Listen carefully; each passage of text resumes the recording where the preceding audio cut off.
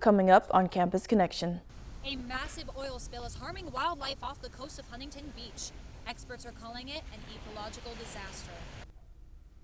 TikTok gives Cal State Long Beach students a newfound fame. Plus, what do local residents think on the city's sustainable transportation? All this and more coming right up.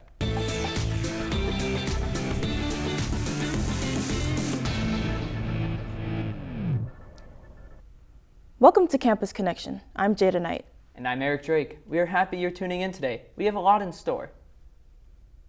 State and city beaches in Huntington Beach reopened this morning. Cleanup efforts continue after a massive oil spill happened off the coast of Huntington Beach. Reporter Sophia Johnson tells us what this means for Long Beach. Empty beaches. Oil washed up on shore.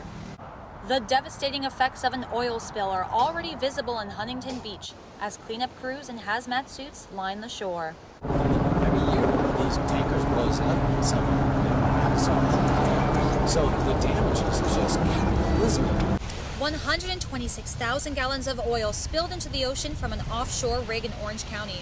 It's the largest U.S. oil spill in 3 decades, and experts say the beaches might be closed for weeks or even months. Here in Long Beach, we might be lucky enough to never see that kind of damage. Long Beach officials are monitoring the situation, but right now, the current is pushing the oil south of Huntington Beach. It's been one of the safest places, during COVID because it's open, it's social distance. Health officials are urging residents of Huntington to stay away from beaches in case of contact with potential hazards, including toxic fumes. I was looking forward to the air show, looking forward to surfing over the weekend, and all this weekend. Obviously, those plans changed, but there's bigger concerns right now. The California Department of Fish and Wildlife is saying they only need volunteers with experience cleaning up oil spills. Members of the public can help by staying away from closed beaches and donating to the Wetlands and Wildlife Care Center. California has moved in the right direction to reduce our carbon footprint, but as Berenice Montoya reports, there is still work to do. California's carbon footprint is not increasing, but it is not declining either, and transportation is the main factor holding it back. California's goal is to bring emissions back down to the 1990 levels by 2045, but as of now, it is not happening. We are still exceeding our proposed emissions that we wanted to commit to here in California. So it's questionable. Some CSULB students take the bus, carpool, or bike to class to do their part in reducing California's carbon footprint. Every time you carpool with someone or you share a ride, it makes a big difference. Marta Lugo says she takes the bus to take care of the environment and to save money, especially with today's gas prices. Other students say they wish they could take the bus, but it takes too much time. I find that driving is probably easier than taking the bus. He says he makes sustainable choices apart from transportation that let him contribute to the solution. I think it's important that everybody does their part in one way or another. Clean Air, Cool Rides, an event hosted by Sustainable Transportation here at CSULB, hopes to inform students of ways they can be part of the solution. What we're trying to do is to explain and educate and raise awareness of the programs that students can use in order to lower their individual carbon footprint and then hopefully our collective carbon footprint. In order to reduce the carbon footprint, Californians must work together to make sustainable choices when it comes to transportation. Experts say it is not too late to make a change. Berenice Montoya, Campus Connection. Positive COVID-19 tests are rising on campus. There have been more than 300 cases so far. We talked to students and staff who are taking in-person classes. They're concerned about possibly going back on Zoom as cases rise. 42% of classes on campus are in person. Students on campus are required to wear masks. Anyone in direct contact with a positive test must stay home until they receive a negative test result, which means switching to remote learning. Well, I specifically actually signed up for the class because I knew it was in person. I tried to take in-person classes, and a week and a half into the course, somebody had a COVID exposure.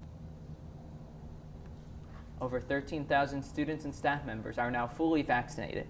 Long Beach State is updating their protocols as the CDC releases new information. Across the nation, TikTok has taken over many colleges, including Long Beach State. Alexis dug more into this new social media sensation. Yes, absolutely, Jada and Eric. The viral app has brought fame to many students here at LBSU, some of whom have over 20,000 likes and views on their videos. Some of these videos even help students overcome the feeling of being overwhelmed or stressed. One LBSU student has made a video about how difficult it is to leave friends behind and go to college. And that video has 1.8 million views and over 400,000 likes.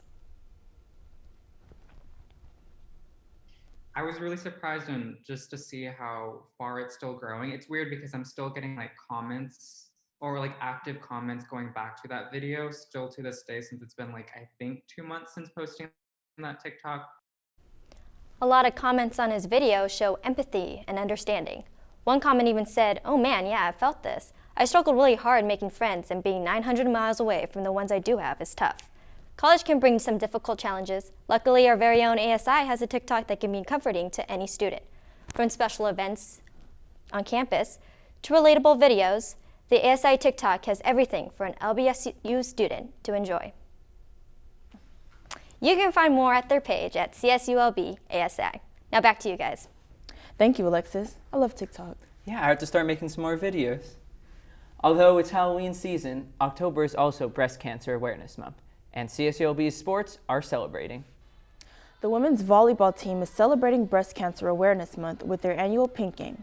The team honors breast cancer awareness by wearing pink to bring awareness to the cause. CSULB's athletic director, Andy Fee, talked about the importance of the Pink Game.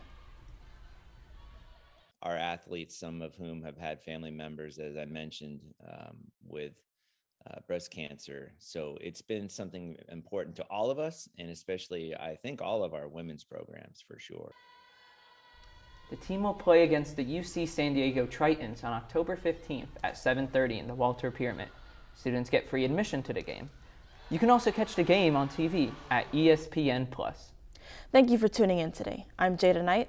I'm Eric Drake. Join us next time on Campus Connection.